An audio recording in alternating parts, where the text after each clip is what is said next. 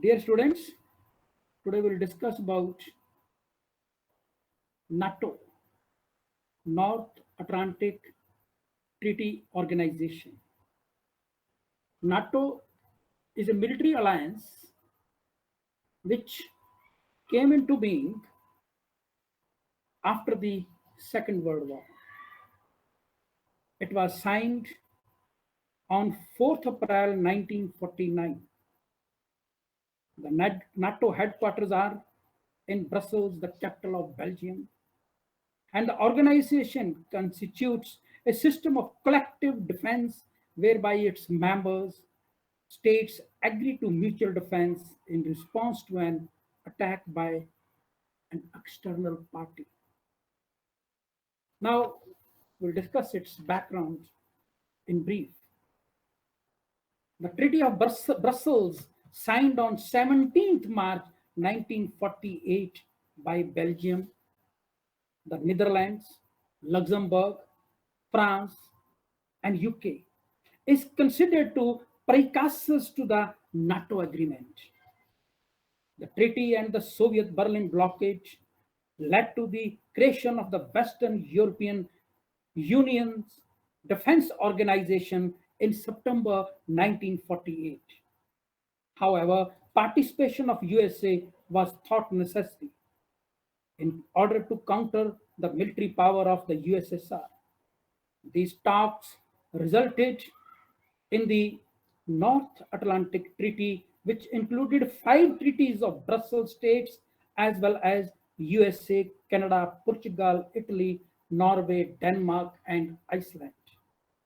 The parties of NATO agreed that an armed attack against one or more of them in Europe and North America shall be considered an attack against them all.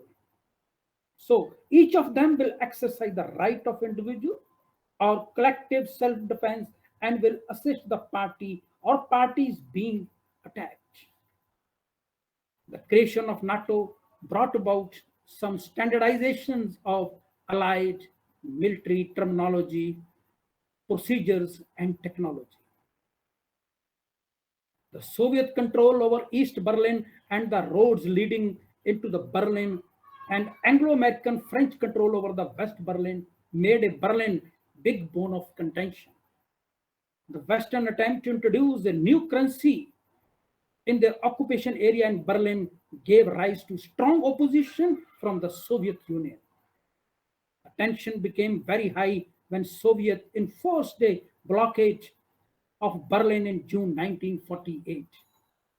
And this was matched by the Western decision to airlift the supplies of Western Berlin, though the United Nations intervened, but of no use. This was the Berlin case. The second is Korean crisis. In the Korean War, North Korea was supported by the USSR and the Communist China, whereas the South Korea was supported by the US and the other Western countries. American success in making the United Nations Security Council agree upon the need to enforce collective security system in Korean War, strongly opposed by the Soviet Union. Then we come to the Cold War. The outbreak of the Korean War in 1950 was crucial for NATO as it raised the apparent threat level greatly and forced the alliance to develop concrete military plans. In 1954, the Soviet Union suggested that it should join NATO to preserve peace in Europe. The NATO countries fearing that the NATO to preserve peace in Europe, the NATO countries fearing that Soviets' motive was to weaken the alliance ultimately rejected this proposal. One of the immediate results was the creation of the Warsaw Pact signed on 14th May 1955 by the Soviet Union, Hungary, Czechoslovakia, Poland, Bulgaria, Romania, Albania, and East Germany. And the next is the Cuban Missile Crisis 1962. In October 1962, Cuban Missile Crisis came as a very big crisis for the two superpowers. The Soviet decision to establish a missile base in Cuba was strongly opposed by the Americans. When the Soviet missile carrying ships were on their way to Cuba, America, in order to prevent their entry into Cuba, ordered the blockade. The United Nations Secretary General, Mr. U Thant of Burma, tried to prevail upon the US to suspend the blockade and also asked the USSR to halt shipments to Cuba, but failed to break the deadlock. The USSR demanded the withdrawal of the US rockets from Turkey as a precondition for stopping installation of Soviet missiles in Cuba. This demand was rejected by the USA. Finally, Soviet agreed to divert her missiles carrying ships. This all happened under the president of Cuba, Fidel Castro. The next is detente. During 1953 to 70, the world continued to live with the tensions and strains created by the Cold War between the East and the West in general, and USSR and USA in particular. The Cuban Missile Crisis, the two superpowers, highly conscious of their dangers of unbridled and unlimited Cold War. The rise and the strength of the NAM also weakened the position of USA and USSR. So, from 1970, a conscious attempt was made by the two superpowers to reduce areas of tension to stem further escalation of Cold War. This development came to be known as detente. During this phase, on May 30, 1978, NATO countries officially defined two aims of alliance: to maintain security and pursue detente. With the background of the build-up of tension between the Soviet Union and the USA, NATO decided under the presidentship of Ronald Reagan, the President of America, to deploy cruise missiles in the Western Europe, primarily West Germany. These missiles were theater nuclear weapons intended to strike targets on the battlefield of Soviets invaded West Germany. On September 1st, 1983, the Soviet Union shot down a Korean airline loaded with passengers when it crossed into the Soviet airspace, an act which was characterized as a massacre. The barbarity of this act indeed supported the US decision for the deployment. In November 1984, NATO forces stimulating a nuclear law caused the panic. This condemned by USSR. In response, society nuclear forces were reached and air units in East Germany and Poland was placed on alert. Many historians believe that Soviet fear of the NATO first strike was genuine. After the Cold War, that is post-Cold War. The end of the Cold War and the dissolution of the Warsaw Pact in 1991 removed the main adversary of NATO. This caused a strategic revolution of NATO's purpose, nature, and tasks. This ended in gradual expansion of NATO to Eastern Europe. The first post-Cold War expansion of NATO came with the reunification of Germany on 3rd October 1990. When the former East Germany became a part of the Federal Republic of Germany as a part of the post-Cold War restructuring, NATO's military structure was cut back and reorganized. France rejoined the NATO's military committee in 1995. Now, after September 11 attacks, that is 9/11, the September 11 attacks caused NATO to invoke its collective defense article for the first time. Article 5 of the NATO Charter says that an attack on any member shall be considered to be an attack on all. Invocation was confirmed on 4th October 2000 when NATO determined that these attacks were indeed eligible under the terms of North Atlantic Treaty. It took official actions, including Operation Eagle Assist and Operation Active Endeavour.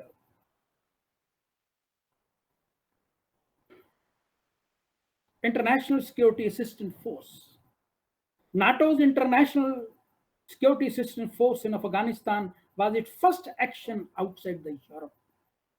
In April 2007, NATO's European allies called for a NATO missile defense system which would complement the American National Missile Defense System to protect Europe from missile attacks.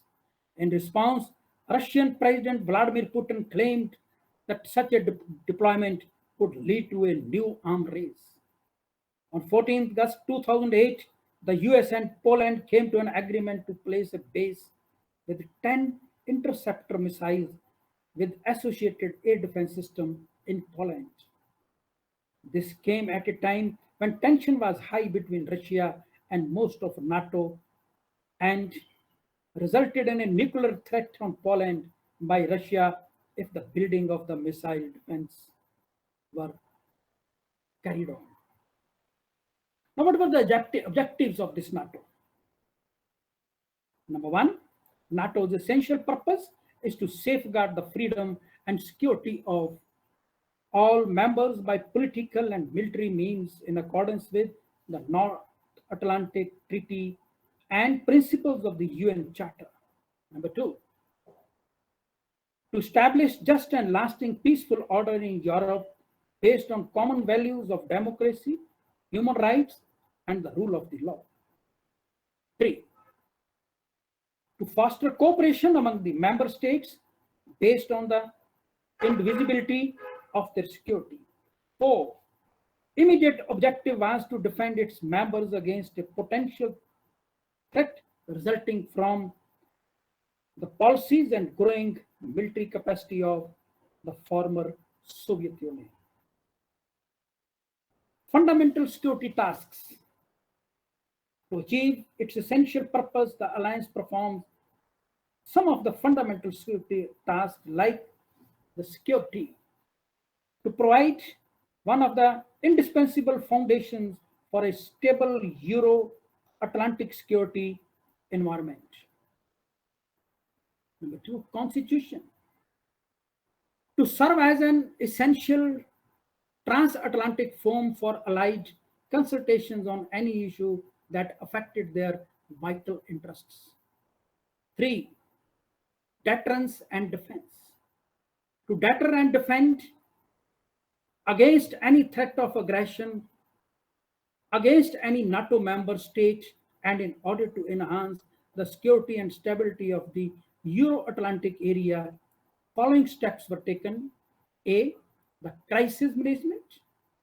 To stand ready to contribute to effective conflict prevention and to engage actively in crisis management, including crisis response operations. B, partnership.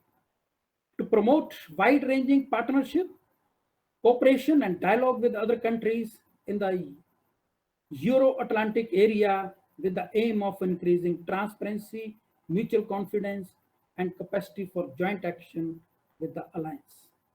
Membership. NATO consists of 26 members.